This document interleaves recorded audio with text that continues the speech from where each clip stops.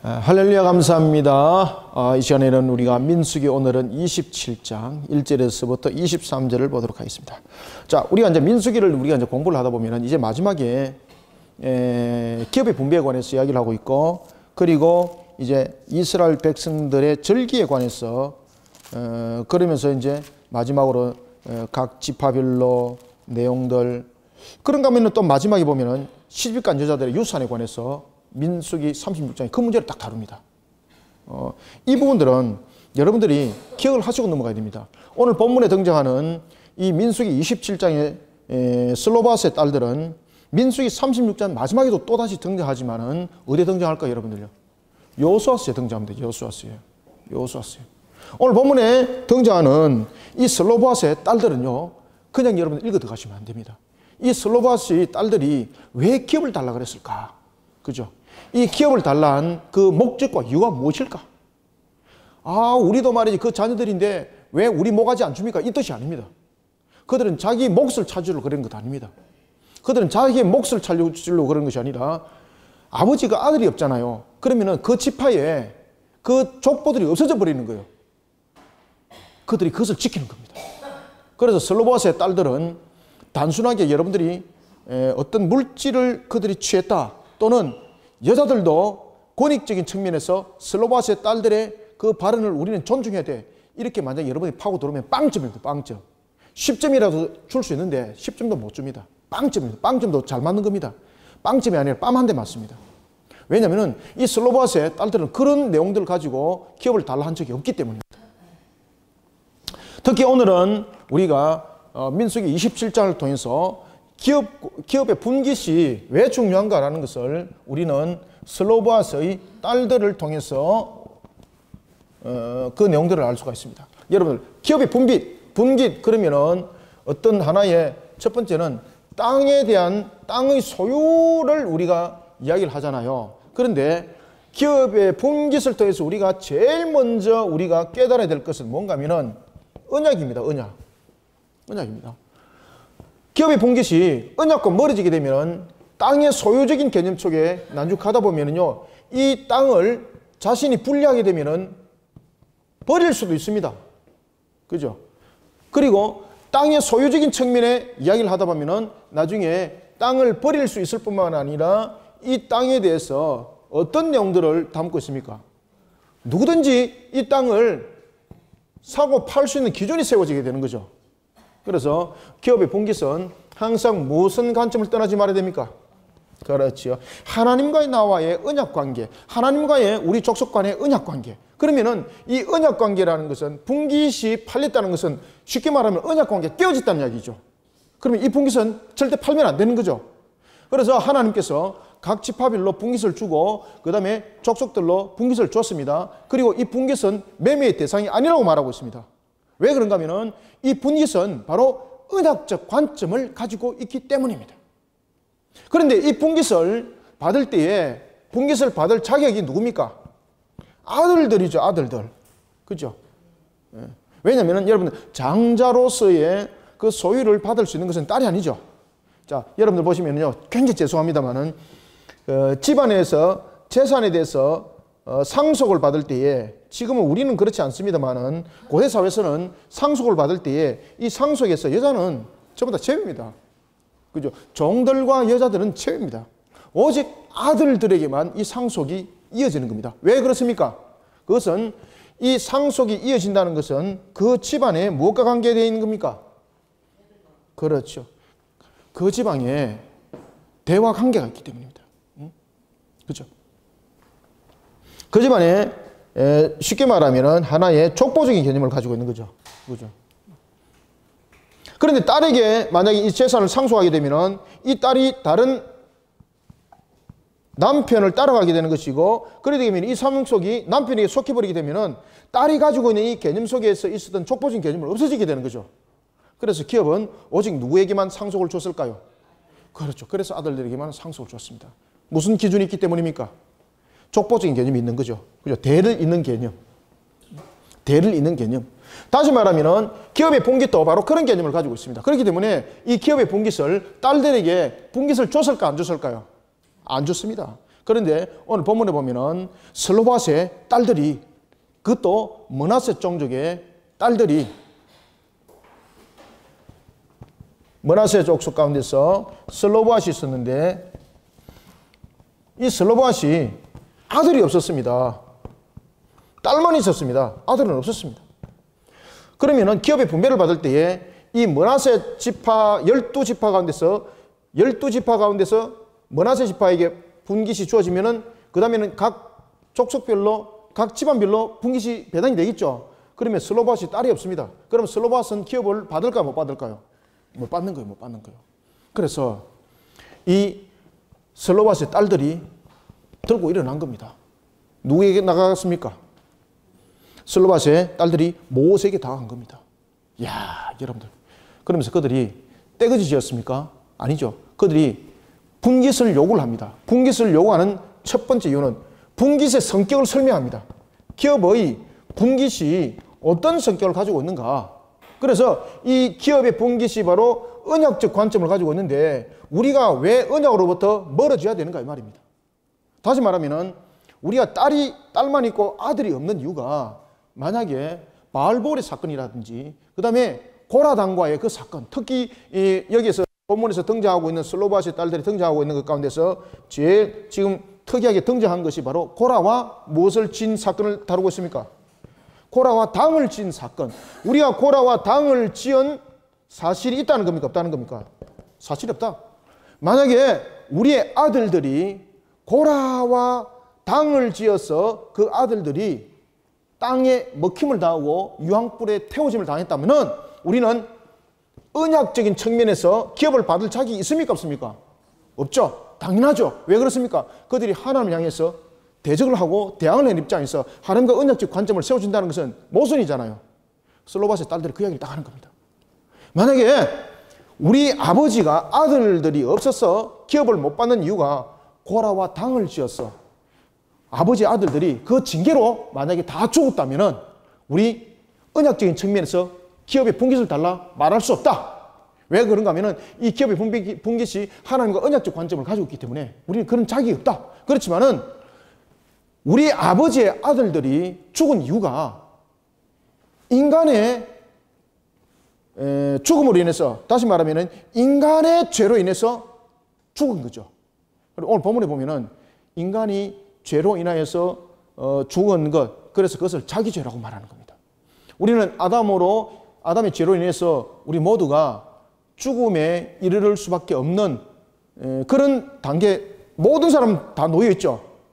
따라서 자기 아들들이, 슬로바스의 아들들이 다 죽고 딸만 남은 이유는 아담의 죄로 인하여서 인간에게 일어난, 쉽게 말하면 자기죄죠, 자기죄. 그죠? 인간이 인한 인간이 죄의 증가로 인해서 죽은 그 죽음으로 죽은 것이지 고라 당과의 당을 지어서 죽은 죽음이 아니라는 거죠. 고라 당과의 당을 지어서 죽은 거 아니에요. 그러니 당연하게 우리는 아들을 대신해서 기업을 받을 자격이 있다는 겁니다. 그때에 그는 이런 이야기입니다. 우리가 딸이지만은 아들들이 받을 수 있는 그 자격을 우리에게 부여해서 아버지와 우리가 언약적 관점으로부터 이 공동체로부터 지워짐을 당하지 않도록 우리를 만들어 달라고. 야, 이 딸들은 그런 이야기를 하는 거예요. 우리는 언약적 관점에서 우리는 고라와 당을 지어서 하나님으로부터 저주받을 그런 짓을 하질 않았다. 그러니 우리는 언약적 관점에서 우리는 이 지파 속에 그 족속으로 우리는 당연히 남아 있어야 된다. 아들이 없다는 이유로 그 지파 속에서, 그 족속 속에서 우리가 언약적 관점으로부터 지워버린다면 이거는 잘못된 것이다. 그러면서 모세에게 다가서게 되는 것을 봅니다. 자, 이 내용들이 이제 27장의 전체적인 내용입니다. 그리고 하나님은 모세가 하나님 앞에 나와서 어찌하오리까? 라고 하나님께 물을 때에 하나님께서 어떤 말씀을 하시는가 하면은 슬로바스의 딸들이 말이 맞다는 거죠. 그리고 그들에게 기업을 주라. 그러면서 이제 제도가 하나 만들어지게 되는데 어떤 제도가 만들어지게 되는가 하면은 하나님을 대적하여서 이와 같이 자신들이 기업을 받지 못하는 그런 이유가 아닌 다음에는 아들이 없을 때는 딸이 상속을 받는다. 그리고 딸이 없을 때는 또 누가? 그렇죠. 아버지 형제들, 사촌들 뭐 이런 식으로 그 형통들을 중심으로 가까운 친족들에게 이 모든 것들이 이어지도록 해라. 왜 그렇습니까? 그 기업을 통해서 언약적 관점 속에서 하나의 족속들을, 그 집안들을 언약적 관점 속에서 인정을 하고 하나님께서 그들을 축복한 것을 지우지 않는다는 이야기입니다. 자, 오늘 이 내용들을 보면서 우리가 하나하나 점검하도록 하겠습니다. 자, 1절부터 5절까지 한번 읽읍시다. 시작. 요셉의 아들 므낫세 종족들에게 므낫세의 현손 마길의 정손 길앗의 손자 헤벨의 아들 슬로밧의 딸들이 찾아왔으니, 잠깐만요. 그러면서 여기서 슬로밧의 딸들이, 여러분들 슬로밧의 딸들이 이야기를 할 때에 딸들이 하고 끝났습니까? 그러면 이름들이 등장합니까? 그렇죠. 여호수아서도 딸들이 말하면서 이름 등장할까 안 할까요? 이름 등장해요. 이름 등장합니다. 그죠? 그래, 이 슬로밧의 딸들이라고 말하면서 여자들의 이름들이 등장하는 것은 두 가지입니다. 첫 번째는 신앙적인 측면에서 그 이름을 제시를 할 경우가 있고, 두 번째는 신앙적인 반대적인 측면에서의 그 이름이 제시됩니다. 성경에서 보면은 이세벨의 이름이 강력하게 등장하고, 여러분 이세벨이 누구를 낳았습니까? 아달랴를 낳았죠. 그 두 이름들은 지워지지 않죠. 이스라엘의 역사 속에서 바알과 아세라에 관한 강력한 우상을 심었고, 그러면서 나라를 병들게 만들었던 그들, 그 이름도 조차 지워지지 않고 등장시킵니다. 오늘 본문에도 마찬가지로 이 슬로밧의 딸들이 이렇게 말하면서 그냥 지나갈 수 있어요. 그런데 그 딸들이 누군가를 지금 증명을 하고 있습니다. 이 역사 속에서 이야기를 하고 있는 것은 굉장히 중요한 요소를 가지고 있다는 겁니다. 신앙적인 측면에서 이 딸들이 나왔다는 겁니다. 하나님의 언약적 관점 속에서 나왔다는 겁니다. 마치 누구처럼 창세기 38장에 여러분들 유다 앞에 누가 낳습니까? 다말이라는 여인이 등장하죠. 이방 여인임에도 불구하고 하나님의 언약을 잊어버리지 아니했던 그 다말, 이름 나타나잖아요. 그죠? 유다의 아내 이름 등장했나요? 그렇죠. 그렇지만 며느리 이름은 등장하죠. 뭐 때문에 그 이름이 등장합니까? 언약적 관점이잖아요. 언약적 관점. 오늘 본문에도 마찬가지예요. 이 슬로밧의 딸들이 가지고 있는 이 기업의 분배는 단순히 땅을 달라는 것이 아니라 언약적 관점 속에 놓여 있는 하나님을 향하는 바른 신앙관 속에 이들이 다가왔다는 겁니다. 자, 한번 보겠습니다. 계속해서 슬로밧의 딸들이 찾아왔으니 그의 딸들의 이름은 어떻더라? 말라와 노아와 호글라와 밀가와 디르사라. 그들이 회막문에서 모세와 제사장 엘라살과 지휘관들과 온 회중 앞에 서서 이르되 우리 아버지가 광야에서 죽었으나, 자, 이 별표 딱 치놓으세요. 광야에서 왜 죽었는가? 설명이 돼야 되잖아요. 광야에서 죽었으나 뭐 때문에 죽었습니까? 첫 번째, 여호와를 거슬러 모인 고라의 무리에 들지 않았다는 거죠. 그럼 왜 죽었는가? 두 번째, 자기 죄로 죽었고 아들이 없나이다. 여기서 중요한 두 가지 이유를 설명하고 있죠. 첫 번째는 아버지가 죽은 이유가,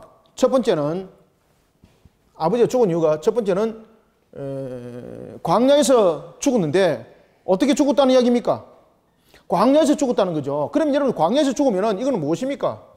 광야에서 죽으면 이거는 우리가 전체적인 측면에서 볼 때 징이잖아요. 그죠? 60만 3천, 그렇죠. 548명 속에서 지금 그 죽음을 말하고 있는 거죠. 그러면 60만 3천 548명이 그 후손들은 여러분 전부 다 기업을 받지 못합니까? 그러면 기업 받을 사람 아무도 없습니다. 기업을 받은 사람 딱 두 사람밖에 없어요. 누굽니까? 여호수아 갈렙. 그 외에는 기업 분배받으면 안 돼요, 여러분들. 에브라임 지파하고 유다 지파 중에서 둘이만 딱 받아야 되는 거, 그죠? 그 외에는 받으면 안 돼요. 그럼 다시 말하면 광야에서 60만 3천 548명이 죽었는데, 이 가운데서 여러분 죽은 자들 가운데서도 보면은 우리가 고라당과 함께 했던 자들이 있고 고라당과 함께 하지 않으면서 죽은 자가 있다는 이야기죠. 그래서 이 광야에서 죽은 자를 둘로 지금 구분합니다. 첫 번째는 자연적인 죽음과 두 번째는 고라에 의한 죽음으로서 지금 이걸 나누는 거예요. 왜냐하면 지금 60만 3,550명을 가지고 지금 말하는 것 아니거든요. 광야에서 죽은 것을 가지고 이야기를 하거든요. 그럼 광야에서 죽은 것 부분에 대해서 보면은 자연사로 죽은 것도 있다는 거죠. 그러면 이 자연사로 죽은 것은 무슨 죽음입니까? 자기죄죠, 자기죄. 여기서 자기죄라는 것은 무엇입니까? 인간이 가지고 있는 원죄로 우리는 죽는다라는 성경적 내용의 중요한 테마를 지금 이 민수기가 우리에게 가르쳐주고 있어요. 그래서 사람이 죽는 이유가 뭐 때문에 죽는 겁니까? 그렇죠. 죄 때문에 죽는다는 거예요. 죄 때문에. 그 민수기가 지금 그 이야기를 딱 이야기를 하고 있는 거죠. 아주 중요한 그 역사, 신학적 부분뿐만 아니라 우리의 그 에덴 동산에 있던 그 사실에 대한 내용들을 설명하고 있는 거죠. 그러면은 고라에 의해서 죽었다는 것은 언약적 관점 속에서 하나님으로부터 언약적 관점이 파기된 자들이죠. 그럼 이 자들은 기업을 분배를 받을 자격이 없다는 이야기지 않습니까? 예, 아버지의 아들들이 전부 다 죽었는데 후손이 없이 자기제 속에 전부 다 죽었다는 거죠. 그런데 그들의 죽음은 고라와 당을 지어서 죽은 언약을 파괴하는 관점 속에서 죽음이 아닙니다라고 이야기를 하고 있는 겁니다. 그러면 죽음이라는 것은 아담의 원죄로 인하여서 일어났던 그 죽음이라는 것을 말하는 거죠.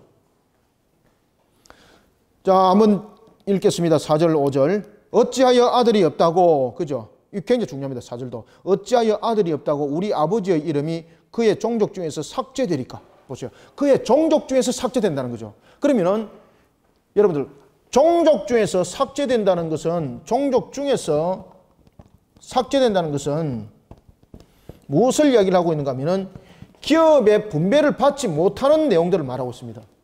기업의 분배를 받지 못하면 이제 종족 속에서 완전히 족보적인 측면에서 완전히 삭제된다는 이야기죠.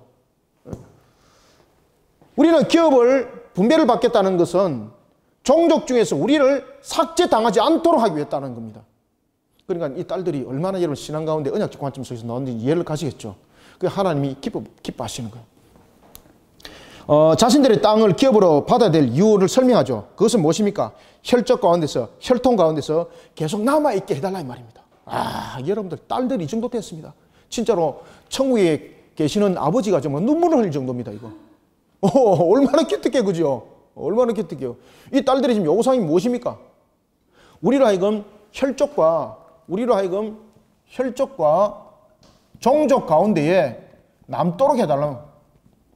그럼 그들이 그 공동체 속에서 살고 있으면 남는 거잖아요. 근데 그 이유가 아닙니다. 그들은 그 공동체 속에서 남아있는 이유가 아버지의 관계 속에서 종족으로 남아있게 해달라 이 말이에요. 그러면은 언약적 관점 속에서의 그 분깃을 통해서 그 바탕들이 지워지지 않도록 해달라 이 말입니다. 야, 참 대단하지, 그죠? 자신 재산 챙긴다는 개념 아닙니다. 만약에 이들이 재산을 챙긴다는 물량적 개념 속에서 나왔다면 하나님께서 어떻게 했겠습니까? 그들의 속마음을 이미 알고 계시는 하나님께서 그들을 쉽게 말하면 자신들의 소유욕적인 측면이지 않습니까? 그러면 자신의 소유욕적인 측면에서 이 문제들을 제기하는 것은 하나님 나라의 관점에서 완전히 거꾸로 가는 거지 않습니까? 그러면 하나님으로부터 강력한 심판을 받을 수밖에 없는 거예요. 그런데 하나님이 그것을 기뻐받았다는 이야기, 기뻐받았다는 이야기. 그래서 이들의 개념은 여러분들이 4절과 7절과 8절을 이 별표를 딱 치놓을 때에 어떤 내용들을 여러분 기록해 주는가 하면은 그들이 혈족과 혈통 가운데서 계속 남아 있어야 될 이유를 해결해 달라 이거죠. 그들이 그냥 육신적으로 남아 있는 것이 아니라 어떤 관점 속에서 남아 있기를 원하고 있습니까? 언약적 관점 속에서 남아 있기를 원하는 거죠. 언약적 관점 속에서. 그죠? 언약적 관점 속에서. 언약적 관점 속에서. 이런 것을 그들이 어디다가 이야기를 하는가 하면은 오늘 2절을 한번 보세요. 2절에 보면은 그들이 회막문에서 모세와 제사장 엘라살과 지휘관들과 온 회중 앞에라고 말하고 있습니다. 여러분들 여기서 온 회중 앞에라는 것은 이 본문에 나타나고 있는 이 회중은 전체적인 백성을 가리키는 그런 회중이 아니고요. 일반적인 측면에서 각 가문 그리고 지파들의 대표를 가르치는 제한된 의미 속의 회중들을 말합니다. 그러면 이 여인들이 그 앞에 나가기까지는 얼마나 용기도 있어야 되겠지만은 분명함이 있어야 되는 거죠. 특히 그냥 군중들을 향해서 군중 심리를 조장한 것이 아니라 지금 여기서 온 회중 앞에 나갔다는 것은 분명한 근거를 가지고 가야 되는 겁니다. 근거를 가지지 않고 그냥 나가면 이건 심각한 문제가 되는 겁니다. 그리고 이들이 온 회중 앞이라는 것은 그냥 동네 사람들이여 들어보세요 이 소리가 아니죠. 여기서 온 회중이라는 것은 대표들을 말하고 있습니다. 각 지파들의 대표, 각 지파의 대표. 각 지파들의 대표가 모이는 곳에 갔다는 것은 확실한 근거를 가지고 그들은 이야기를 했다는 이야기입니다. 그때에 무슨 이야기를 했다는 이야기입니까? 슬로바시 우리가 하여금 우리 종족 중에서 그 이름이 삭제되지 않게 해주세요. 기업을 달라. 우리 아버지 몫을 달라. 이것이 아니라 언약적 관점 속에서 지워지지 않게 해주세요. 여러분들 자기 아버지의 몫을 달라 그러면 자기 아버지가 땅 산 일 있습니까? 자기 아버지가 하늘에서 개간해가지고 땅에다가 뿌려가지고 그 땅이 자기들의 땅이 된 사실이 있습니까? 없습니다. 그럼 이 여인들은 지금 여러분들이 보시면은 종족 중에서 삭제되지 않게 해달라는 것은 모든 것은 하나님의 관점 속에서 분깃이 누구로부터 일어나는 겁니까? 그렇죠. 하나님으로부터 분깃이 일어난다는 것을 이 딸들이 인정을 하고 있는 겁니다. 자신의 소유들 없죠. 자신들이 돈 주고 산 일이 없지 않습니까? 그러면서 이 기업의 분배를 이야기를 할 때 언약적 관점을 가지고 이야기를 할 때에 모세가 그리고 그 회중들이 그 대표들이 들으니까 맞는 거예요.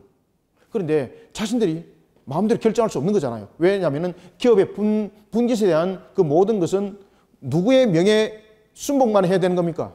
그렇죠. 하나님의 명예 순복만 해야 되는 것이기 때문에 모세와 그리고 그 회중들이 하나님께 나가는 겁니다. 그때에 모세가 대표가 되어서 하나님께 아뢰입니다. 기도합니다. 그때 하나님께서 어떻게 응답했을까요? 즉각 응답합니다. 한 10년 뒤에 나타날 수도 있죠. 한 1년 뒤에 나타날 수도 있잖아요. 몇 달 뒤에 나타날 수도 있잖아요. 다 기업 분배 다 하고 난 뒤에. 그러면은 기업 다 분배하고 난 뒤에 그래 맞다 그 딸들의 말을 들어줘라 이래 되면 어찌 됩니까? 이제 그때는 풍지박산 나는 거죠. 그죠? 공동체 완전히 그냥 병들게 만드는 거죠. 즉각 응답했습니다. 하나님께서. 자, 어떻게 즉각 응답했는지 한번 봅시다. 6절부터 11절 시작. 여호와께서 모세에게 말씀하여 이르시되 슬로바 딸들의 말이 어떻다? 옳으니 너는 반드시 그들의 아버지의 형제 중에서 그들에게 기업을 주어 받게 하되 그들의 아버지의 기업을 그들에게 돌릴지니라. 너는 이스라엘 자손에게 말하여 이르기를 사람이 죽고 아들이 없으면 그의 기업을 그의 딸들에게 돌릴 것이요 딸들도 없으면 그의 기업을 그의 형제들에게 줄 것이요. 여기서 그의 형제는 누굽니까? 아버지 형제, 어부 형제, 어부 형제. 아버지 속에도 보면은 본 자식이 있고 보면은 왜 어부 형제가 있잖아, 그죠? 그럼 여기서 말하는 거는 그의 형제라는 것은 딸도 없고라는 것은 아들도 없고 지금 딸도 없고 이 말입니다. 딸도 있고 아들이 있는 것도 아닙니다. 자, 여러분 보시면은요, 우리가 이삭과 이스마엘, 그죠? 상속을 받을 때에 이스마엘이 상속받았나요? 이삭이 상속받았나요? 그렇죠, 이삭이 이삭. 그러면은 아들도 없고 그 다음에 첩의 자식을 먼저 하는 것이 아니라 그 본자녀의 딸에게, 그러면 그 딸도 없으면 누굽니까? 어부 형제. 이해를 하고 들어가십시다. 그 다음에 어부 형제. 그 다음에 이제 어부 형제도 없으면 누굽니까? 혈족적인 측면에서 사촌들을 말하는 거예요. 혈족적인 측면에서. 자, 계속 읽습니다. 그의 형제에게 줄 것이요. 형제도 없으면은 그의 기업을 누구에게? 그의 아버지의 형제에게 줄 것이요. 아멘. 자, 이렇게 하죠. 자기 아버지가 있습니다. A가 아버지가 있는데 아버지가 아들이 없다. 아들도 없고 딸도 없다. 그러면은 누구에게? 어부 형제에게 간단 말이죠. 그러면 어부 형제도 없다. 그러면 이것이 어디로 가는 겁니까? 아닙니다. 사촌. 사촌도 없다. 그러면은 누구에게? 요때 이제 아버지 형제로 가는 겁니다.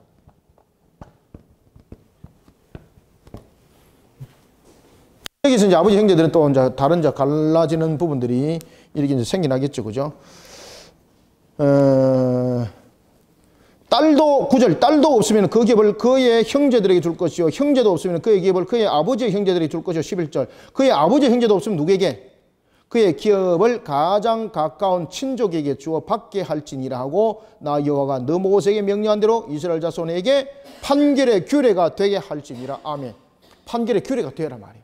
지금 이 판결을 했다는 거죠. 그러면 이 판결은 여러분 다시 이 문제를 가지고 상소할 수 있는 문제가 아니죠.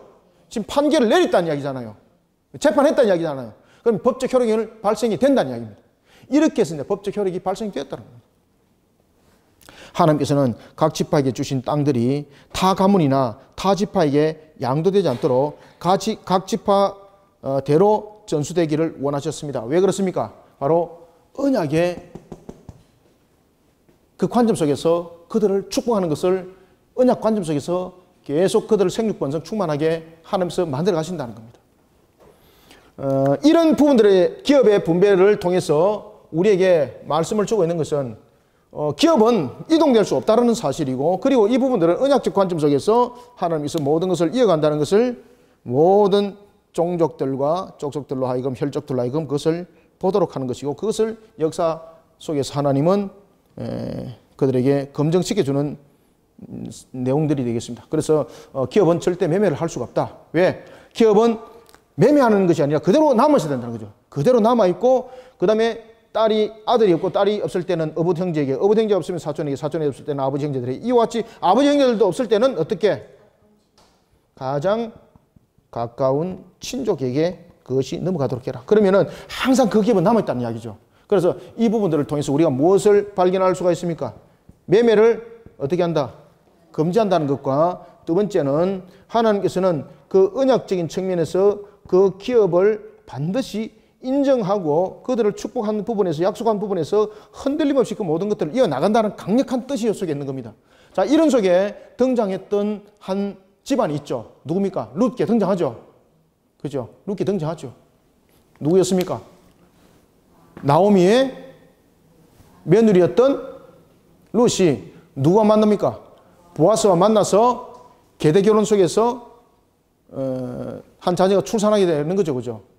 그리고 그 후손이 바로 오베데돔이 되는 것이고 이세가 되는 것이고 그리고 바로 다윗이 되었던 것입니다. 그죠? 그 계통들을 이어간다는 거죠. 이와 같이 기업의 분배라는 부분들은 굉장히 중요한 의미를 가지고 있습니다. 그리고 이제 이런 기업이라는 것은 하나님의 언약적 관점과 또 깊숙한 관계를 가지고 있고요. 자, 이런 속에 이제 12절부터 우리가 14절까지 한번 읽읍시다. 시작. 여호와께서 모세에게 이르시되 너는 이 아바림 산에 올라가서 내가 이스라엘 자손에게 준 땅을 바라보라. 본 후에는 네 형 아론이 돌아간 것 같이 너도 조상에게로 돌아가리니 이는 신광야에서 회중이 분쟁할 때에 너희가 내 명령을 거역하고 그 물가에서 내 거룩함을 그들의 목전에 나타내지 아니하였음이니라. 이 물은 신광야 가데스의 머리바 물이니라. 아멘. 자, 이제 이 말씀을 하시고 이제 하나님께서 모세에게 어찌 보면 인간적인 측면에서 굉장히 섭섭하고 좀 충격적인 내용을 증거를 하고 있습니다. 무엇입니까? 죽을 준비해라 이 말입니다.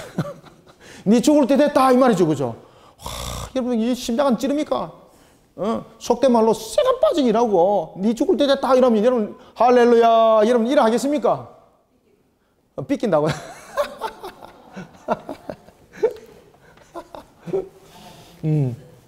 그런데 모세가 우리가 생각하는 관념과 달랐습니다. 모세는 왜 그렇게 했을까요, 여러분들요? 왜 하나님의 말씀에 그런 바르게 응했을까요? 누구처럼 천국을 본 겁니까? 스데반 집사처럼 천국을 하나님께서 다 보여준 겁니다. 그렇기 때문에 모세가 자기의 죽음에 관해서 죽는 것이 이 속에서 끝나는 것이 아니라 영원한 나라가 있다는 것을 알고 모든 것을 채비를 남길 때에 모세가 보십시오. 자기의 생명의 연한이 다 끝났다 그러니까 깨방지립니까? 뭐 합니까? 제일 먼저 하나님께 무릎 꿇으면서 나의 뒤를 이을 지도자를 세워주십시오 이라잖아요. 그죠?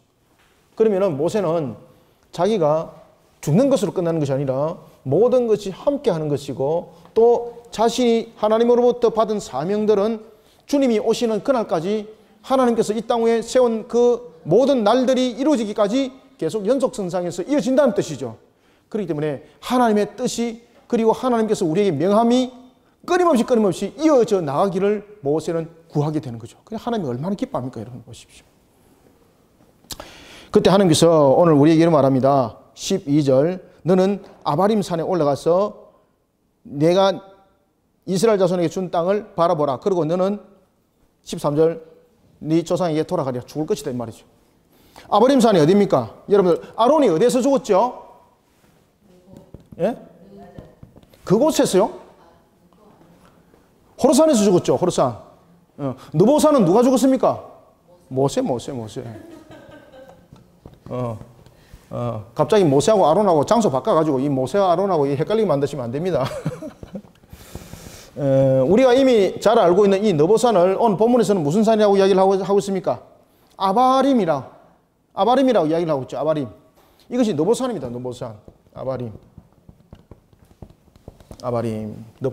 느보산입니다. 이곳에서 약속의 땅을 바라보도록 합니다. 그냥 거둬가는 것이 아니라 약속의 땅을 바라보면서 약 올리는 겁니까 이게? 네가 나의 말을 이렇게 안 들었기 때문에 약 올린다고 바라보고 숨을 거두는 것이 아니라 하나님의 약속을 바라보고 그 약속의 성취를 이루는 것을 영적으로 모세로 하여금 보게 만드는 거죠. 모세는요, 그냥 바라보는 것이 아닙니다. 그는 아바림에서, 느보산에서 하나님께서 언약을 성취하는 것을 영적으로 다 보고 죽습니다. 그때에 하나님은요, 모세의 죽음을 통해서 이스라엘에게 다시 경각심을 불러일으킵니다. 어떤 경각심을 불러일으키는가 하면은 하나님의 거룩을 손상시켰을 때에 그 누구도 용납받지 못한다는 것을 모세의 죽음을 통해서 다시 이스라엘 백성들에게는 교훈적인 측면을 담겨두게 되는 거죠. 본문은 그 이야기를 하고 있는 겁니다. 자, 그런 측면에서 모세는 또한 하나님께서 가나안 땅을 통해서 이루시는 성취의 역사를 영적으로 다 보고, 본후라는 것은 무엇입니까? 땅만 본 것이 아니죠. 여기서 본후라는 것은 무엇까지 함께 다 봤다는 이야기입니까? 하나님께서 가나안 땅을 왜 보도록 했을까요? 니 저거 못 들어가니까 약 올릴 거야? 한번 봐라 이러면서 알라리 꼴라리 이거 하려고 보라 그랬는가요? 아닙니다. 여기서 본후라는 것은 첫 번째, 가나안 땅을 영적으로 하나님께서 허락하신 그 땅을 영적으로 끝까지 다 보는 거예요. 그 다음 두 번째, 하나님께서 허락하신 그 가나안 땅을 이스라엘이 그 땅을 전부 다 차지하는 것을 영적으로 보는 거예요. 그리고 난 후입니다. 여기서. 그래서 여기서 본후라는 것은 육신의 통찰력, 영적 통찰력, 이 부분들을 함께 다 담는 내용입니다. 그래서 여기서 본후라는 것은 약 올리고 알라리 꼴라리 니 거기에 못 들어가서 너 약 오르지 이게 아니에요. 이거. 이 잘못하면 여러분 시비적인 측면에서 그런 이야기가 주어질 수 있습니다. 그래서 본후라는 것은 모세와 아론이 왜 가나안 땅에 들어가지 못하는가 그 이유를 알면서 하나님의 약속의 성취를 보는 거예요. 지금 이게. 자, 13절 본후에는 내 형 아론이 돌아간 것 같이 너도 조상에게 돌아가리니. 돌아가는 이유가 무엇입니까? 가데스 바네에서 일어났던 바로 불순종의 문제, 하나님의 거룩을 훼손시킨 문제죠. 머리바 다툼의 사건. 머리바의 이 다툼의 사건 속에서 일어났던 가데스 바네아, 가데스에서 일어났던 이 문제, 하나님께서 명한 것에 대해서 그는 불순종으로 응답했는데 이 불순종이 하나님의 거룩을 손상시키는 문제가 됐다는 거죠. 그래서 그는 느보산에서 죽음을 맞이하게 되는데 그때 하나님께서는 이 느보산을 통해서 무엇을 바라보도록 합니까? 그렇죠. 가나안을 바라보는 이유는 네가 들어가지 못하는 땅이라는 것만 말하시면 안 됩니다. 들어가지 못한 땅이지만은 그는 육신적으로 저 가나안 끝까지 영적으로 보게 됩니다. 그리고 하나님께서 약속하신 대로 그 가나안을 다 이룬다는 것을 또한 보게 되는 겁니다. 그러면서 모세는 여러분들 잘 아시는 것처럼 천국을 보는 겁니다. 천국을 보는 겁니다. 나중에 보면 여러분 그런 이야기도 있지 않습니까? 모세의 시체를 가지고 다툼을 하죠. 그죠? 그때 모세의 시체를 가지고 다툼을 할 때에 천사들이 모세의 시체를 지키지 않습니까? 만약에 모세가 여러분들 보시면 지옥에 갔다면 모세 시체를 왜 천사들이 지킵니까? 지킬 이유가 없는 거죠. 자, 14절. 이는 신광야에서 회중이 분쟁할 때에 너희가 내 명령을 거역하고 그 물가에서 내 거룩함을 그들의 목전에 나타내지 아니하였음이니라. 이 물은 신광야 가데스의 머리바 물이니라. 아멘. 하나님께서 그 물을 향해서 물을 내도록 바위를 향해서 명하라 그랬는데 명하지 아니하고 그 바위를 지팡이로 2번이나 쳤죠. 그죠? 한 번도 아니고. 그래서 명령에 대한 불순종, 하나님의 거룩을 손상시킨 죄, 그 죄로 그들의 모세 또한 생명을 거둬간다는 것을 이스라엘 백성들에게 다 보여주는 겁니다. 왜냐하면 지금 이 문제들은 가나안 땅에 들어갔을 때 이들의 하나님의 명령을 순복하느냐 순복하지 않느냐라는 부분에서 축복과 저주가 갈라지기 때문입니다. 모세가 여호와께 여짜와 이르되 16절부터 18절 시작. 모세 여호와 모든 육체의 생명의 하나님이시여 원하건대 한 사람을 이 회중 위에 세워서 그로 그들 앞에 출입하며 그들을 인도하여 출입하게 하사 여호와의 회중이 목자 없는 양과 같이 되지 않게 하옵소서. 여호와께서 모세에게 이르시되 눈의 아들 여호수아는 그 안에 영이 머무는 자니 너는 데려다가 그에게 안수하고. 아멘. 모세는 이제 그 가나안 땅을 다 보는 겁니다. 그러면은 이렇게 말합니다. 하나님, 그러면 목자 없는 양과 같이 돼서는 하나님의 언약의 성취에 문제가 있지 않겠습니까? 그래서 목자 없는 양과 같이 흩어지는 자들이 되지 아니하고 하나님의 뜻을 세워 나가는 일에 이들이 굳건하게 헤쳐나갈 수 있도록 지도자를 세워주십시오. 자, 여기서 여러분 많이 다르죠. 모세가 가데스 바네에서 일어났을 때는 하나님의 말씀에 불순종이죠. 자신의 생각과 자신의 판단으로 일들을 진행해 나갔죠. 이제는 마지막을 정리할 때 모든 것이 하나님 앞에 그리고 모든 것이 하나님께 무릎 꿇는 것으로서 마무리를 하게 됩니다. 그때 지도자를 어떻게 하오리까? 여러분들, 모세가 40년 동안 이스라엘의 전체를 이끌어 갔습니다. 그러면은 누가 지도자가 될 수 있는지는 모세가 더 잘 알겠죠? 40년 동안 자기가 조직을 이끌다 보면은 골치 아픈 사람도 있고 말 잘 듣는 사람도 있고 40년 동안 이렇게 같이 있다 보면은 야, 저거는 때깔이 좀 달라, 뭔가 될 수 있을 것이야 라는 부분들에 대해서 판단이 되겠습니까? 안 되겠습니까? 판단이 씁니다. 그러면 자신의 판단과 분별력으로 충분하게 지도자와 후손들을 세울 수 있습니다. 자기 가족들, 자기 혈족들 세울 수 있습니다. 자신의 최측근 세울 수 있습니다. 맞습니까? 맞습니까? 그런데 그 짓 안 합니다. 이거 우리나라 잘 보셔야 됩니다. 교회들도 잘 보셔야 되고, 정치하시는 분들도 잘 보셔야 되고, 그죠? 제가 교회라고는 이야기는 안 했는데, 여러분들이 교회라 그랬어요. 교회도 그런갑다 싶습니다. 아무튼 이 부분들을 통해서 항상 우리는 어떤 기준들을 세워 나갈 때 내가 알고, 내가 분별하고, 내가 판단하는 것도 매우 중요합니다. 그러나 그보다 더 중요한 것은요, 하나님께 무릎 꿇고 하나님께 은혜를 구하는 겁니다. 이것이 살아계신 하나님을 향한 신앙입니다. 우리가 그냥 말로만 살아계신 주 요래 놔놓고 막 뜨겁게 찬양하고 딱 돌아서는 살아계시는 것이 아니라 자기가 살아서 그냥 막 역사하고 막 자기가 살아서 판단하고 막 분별 다 하고, 아니야 주님께서 실수하기 전에 내가 결정 지어, 이런 식으로 막 한단 말이죠.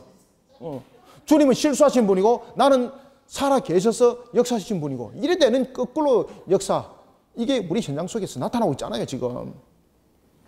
그래서 우리는 무엇보다 중요한 것은 살아계신 하나님을 향한 신앙이 분명히 된다. 모세가 딱 그렇게 하지 않습니까?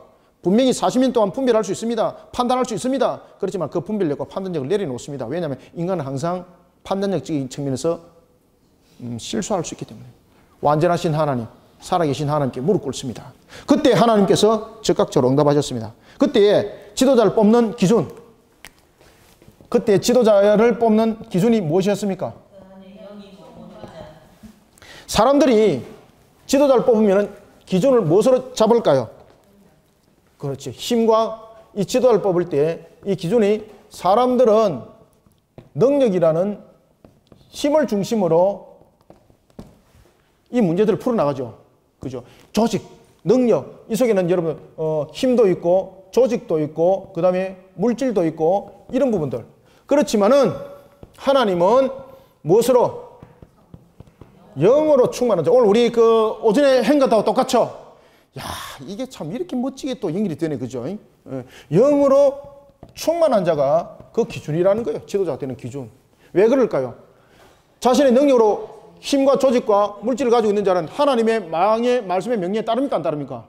안 따릅니다. 자기 관점이기 때문에 이 지워버렸네. 언약적이 여기에 있었죠. 언약이라는 이 관점 속에서부터 그들은 멀어지는 거예요. 그러면 하나님 나라의 공동체가 아니고 자기 그냥 나라가 되는 거예요. 그렇지만은 영으로 충만한 자는 누구의 다스림을 받습니까? 그렇죠. 하나님의 영의 다스림을 받잖아요. 그러면 하나님의 영의 다스림을 받는다는 것은 결국은 하나님의 명령대로 움직인다는 이야기잖아요. 그래서 하나님 기뻐하는 거예요. 하나님의 명령을 따르는 자라는 거죠. 그 기준은. 그 기준이 바로 여호수아라는 거예요. 여호수아. 18절, 여호와께서 모세에게 이르시되 눈의 아들 여호수아가 그 안에 영이 머무는 자니, 지도자가 될 자격의 기준이 그렇다는 겁니다. 그 안이라는 것은 그가 가지고 있는 인격들, 그가 가지고 있는 모든 안의 구성적인 그런 결단들, 이런 모든 부분들이 영에 머무는 자라는 이야기는 성령에 감동된 자로서 하나님의 뜻에 온전히 순복할 줄 아는 믿음, 이 믿음을 가진 자. 그래서 그 안에 영이 머문다라고 말하는 거예요. 그 안에 영이 머문다. 그렇죠? 그 안에 영이 머문다는 것은 무슨 뜻이라 그랬습니까? 성령에 감동된 자로서 하나님의 뜻에 온전히 순복할 줄 아는 그런 믿음을 가진 자. 그런 믿음을 가진 자, 여러분 쓰임 받는다니까요. 네? 그런 믿음을 가진 자. 우리 모든 그리스도인교회 성도들은 이런 믿음을 다 가진 줄 믿습니다. 그러니 하나님이 여러분들을 기뻐하는 거예요. 잡으로도 기뻐하고, 잡으로도 기뻐하고.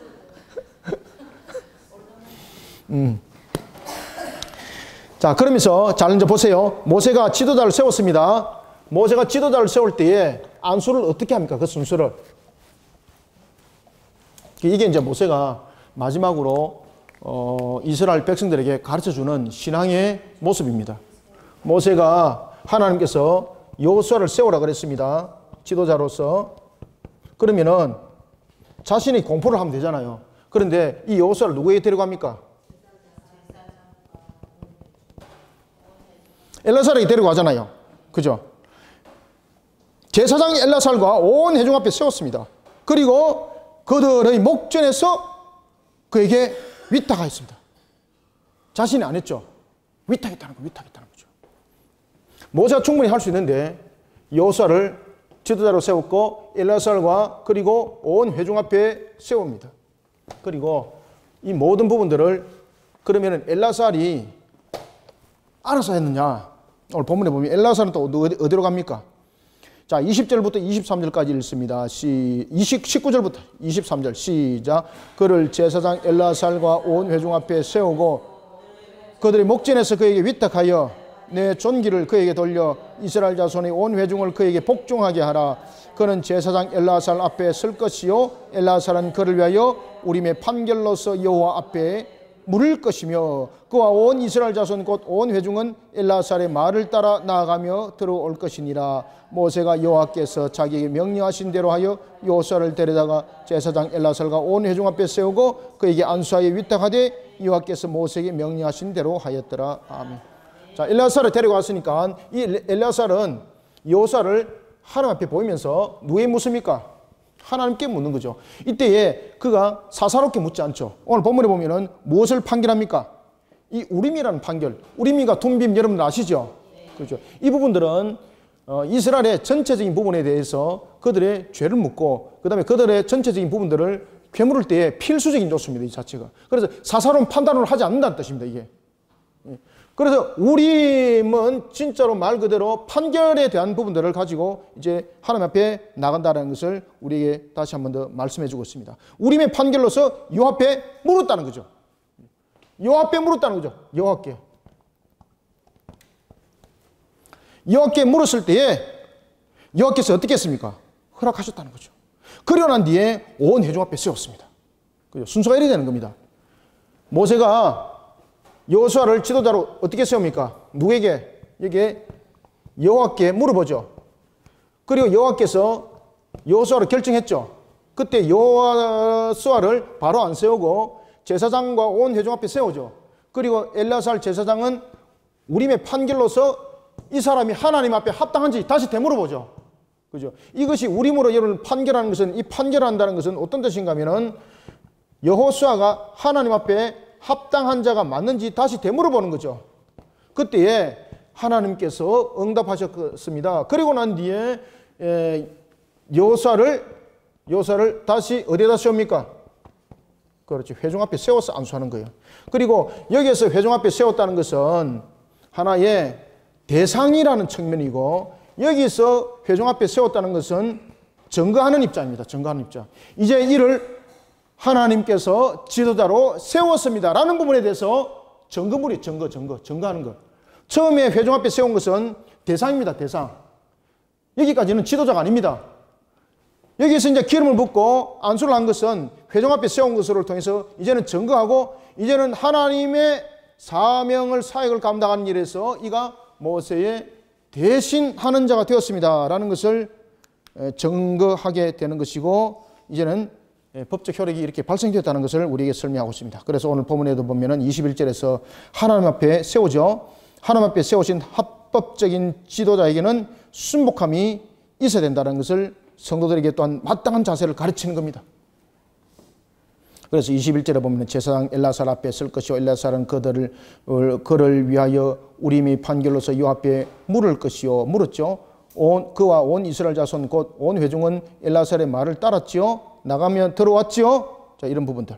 그래서 우리는 지도자로서 모든 권위와 모든 존엄성은 누구로부터 논다는 이야기입니까? 지금 이 과정을 통해서 지금 종합적으로 말씀드리면은 지도자의 모든 권위와 그리고 또한 지도자로서의 모든 존엄성은 어디로부터 논다는 이야기입니까? 맞습니다. 지금 그 이야기를 지금 중심적으로 하는 겁니다. 지도자의 존엄성 그리고 또한 지도자의 존엄성뿐만 아니라 그 지도자로서의 그 어떤 그 권위, 이 모든 권위가 존엄성과 권위가 누구로부터 논다는 겁니까? 하나님으로부터. 하나님으로부터 나온다는 것을 이 전체 과정이 설명하고 있다. 그래서 제가 이야기를 하려고 지금 이렇게 길게 지금 온 겁니다, 이게.